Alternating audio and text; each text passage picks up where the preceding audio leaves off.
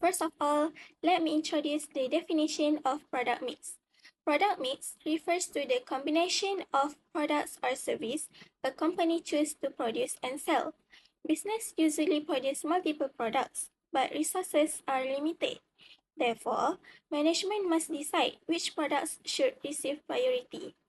For example, a bakery may produce cakes, bread, and cookies, but it has limited oven hours, workers, and ingredients. As a result, the bakery needs to determine which products are the most profitable. Next, let us understand the meaning of a constraint.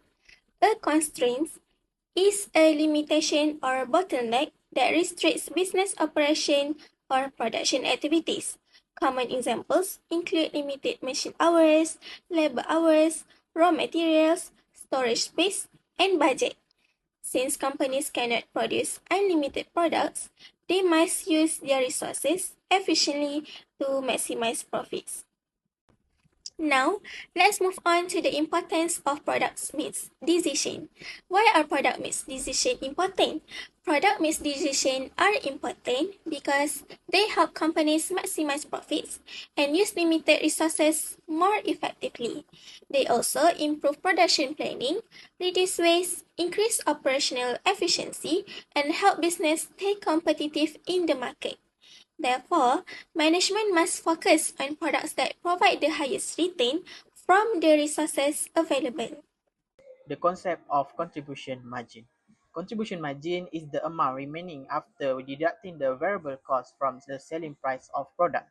This amount contributes towards to covering fixed costs and generating profit. The formula is contribution margin per unit equals to selling price minus variable cost. For example, if the selling price is 100 ringgit and the variable cost is 60 ringgit, the contribution margin per unit is 40 ringgit. So, a higher contribution margin means that the company can generate more profit from each product unit. Now, let's look at contribution per constraint unit. This measure helps the management decide which product should be given priority when the resources are limited, such as machine hours, labor hours, or materials. The formula is contribution per constraint units equals to contribution per unit divided by constraint resource per unit. The decision rules is simple. Product with a higher contribution per constraint unit should be prioritized because they generate more contribution from each unit of the limited resource. This helps the company to maximize their total profit. Now, let's look at a simple example. The table shows that product A generates a contribution of 40 ringgit per unit and requires 2 machine hours. Therefore, its contribution per machine hours is 20 ringgit. Product B generates a contribution of 30 ringgit per unit but only requires 1 machine hour. Therefore, its contribution per machine hour is 30 ringgit. Based on the contribution per machine hour, product B should be prioritized because it generates a higher contribution from each machine hour used. Although product A has a higher contribution per unit, product B uses fewer machine hours and is more efficient in utilizing the limited resource. This slide shows the application of constraint in real businesses. Many companies face limited resources in their daily operation. Because resources are limited, managers need to make decisions on how to use them efficiently to maximize profit.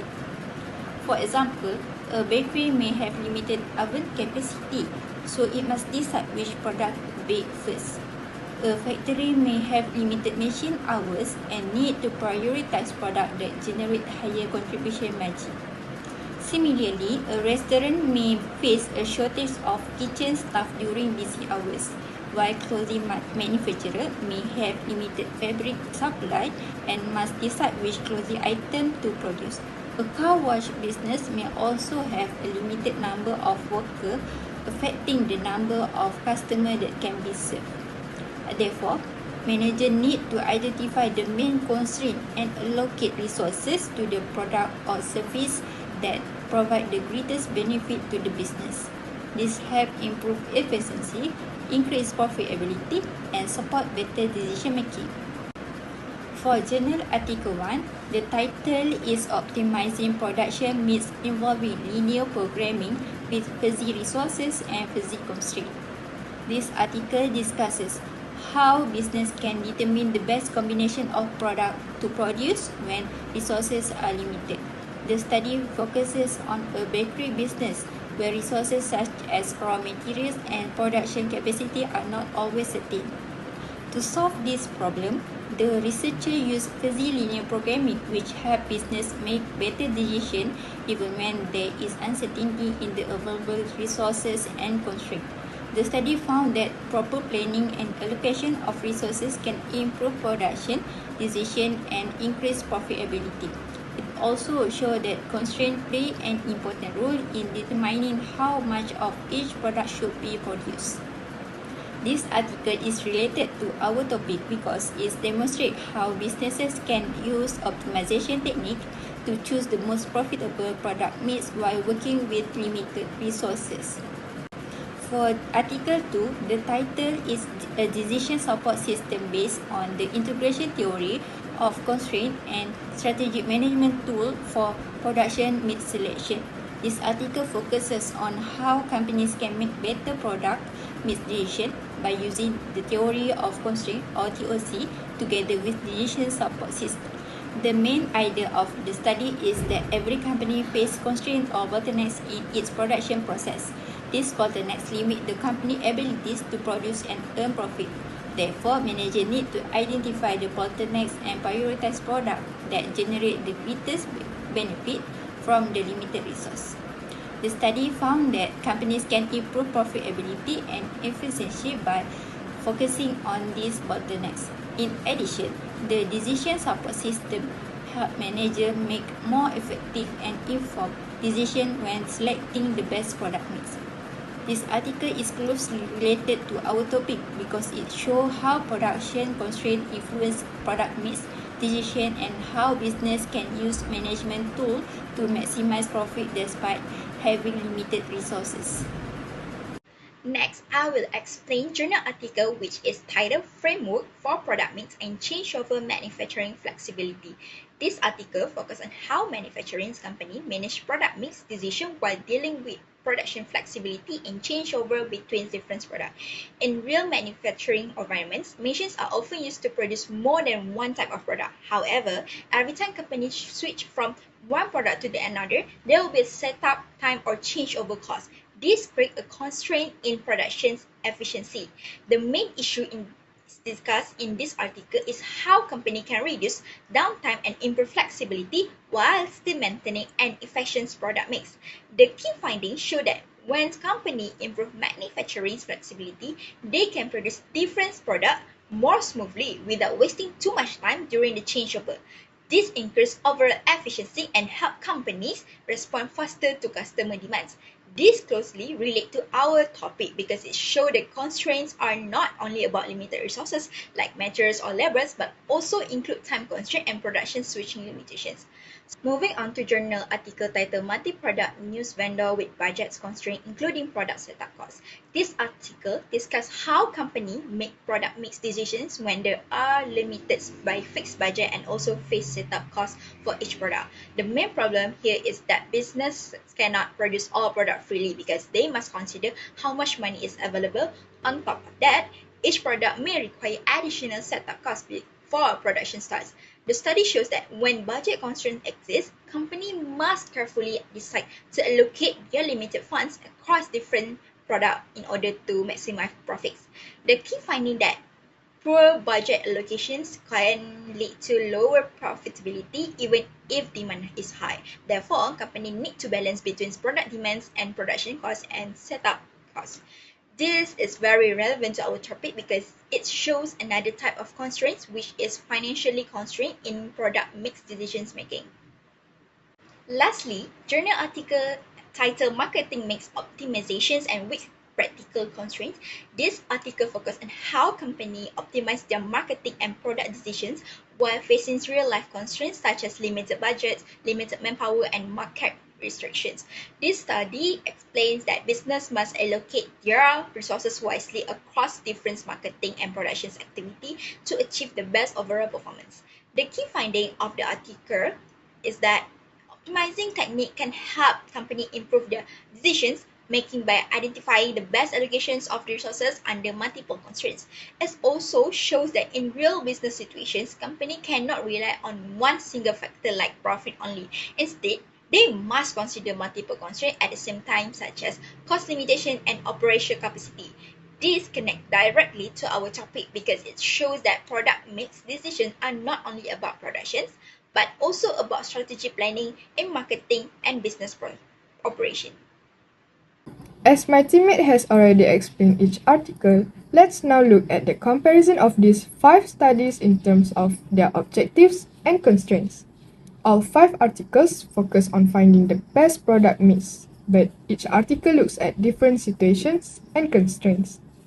The first article focuses on maximizing profit when resources are uncertain. This means companies may not always know exactly how much material or resources they will have, so they need a way to make the best production decisions. Next, the second article focuses more on helping managers make better decisions. Besides looking the profit, it also considers factors such as limited resources, production bottlenecks, and business strategies. The third article is focused on manufacturing flexibility. It looks at how changing from one product to another can affect production.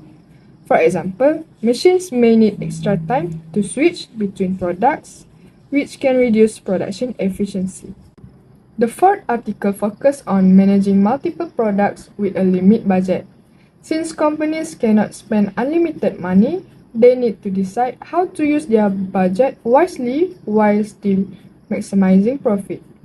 Lastly, the fifth article applies product mix optimization in marketing.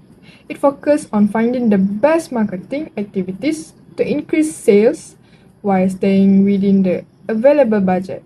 Overall, all 5 articles have the same goal, which is to find the best product mix. However, the constraints are different, including uncertain resources, production limitations, budget restrictions, and marketing constraints. Next, let's look at the advantages and disadvantages of product mix optimization with constraints. One advantage is that it helps companies maximize profit by focusing on the products that bring the highest returns. Another advantage is better use of resources. For example, companies can make better use of their labor, materials, and budget instead of wasting them on less profitable products. It also helps managers make decisions more easily because they can use data and analysis instead of relying on assumptions. However, there are also some disadvantages. First, the results depend on the accuracy of the data. If the data is incorrect, the solution may not be reliable. Second, customer demand can change over time. A product that is profitable today may not be profitable in the future. Lastly, many models assume that conditions remain stable. But in reality, business environments can change quickly, making the results less accurate. Now I will explain qualitative factors in decision making. Besides using calculations and profit analysis, business should also consider qualitative factors before making product mix decisions. Qualitative factors are non-financial factors that may affect the company in the long term. Some important qualitative factors include customer satisfactions, product quality, brand reputations, employee skills, market trends, and long-term business strategy. For example, a company may have one product that generates lower contribution margin compared to the other's product. However, management may still decide to continue producing that product because it's popular among the customer and help maintain customer loyalty. If company focus on numbers and ignore the qualitative factors, it may negatively affect customer relationship and business performance in the future. Therefore, business should combine both quantitative analysis and qualitative considerations to make a better and more effective decisions. Now, I will present several recommendations for business when managing product mix under constraint. Firstly, business should identify production bottlenecks. so they can understand which resources are limiting their operation. Companies should also use accurate costing information because effective decisions depend on reliable financial data. In addition, business should improve resource planning, invest in technology and automation, and provide employee training to improve overall efficiency. Lastly, business should combine both financial and non-financial analysis when making decisions. Besides profit, factors such as customer satisfaction, product quality, and long-term business strategy should also be considered. By implementing this recommendation, business can maximize profits while effectively managing their limited resources. To conclude, product mix with constraint is an important managerial accounting tool. Since the businesses operate with limited resources, management must prioritize products that generate the highest contribution per constraint resource. This helps to maximize profitability and improve resource utilization. Based on the five journal articles reviewed, we can see that constraints significantly influence business decision. The studies also show that efficient resource allocation can improve profitability, while proper planning and optimization can enhance the operational performance. In conclusion, effective product mix decision enable businesses to make a better use of limited resource, remain competitive, and achieve long-term sustainability. Thank you.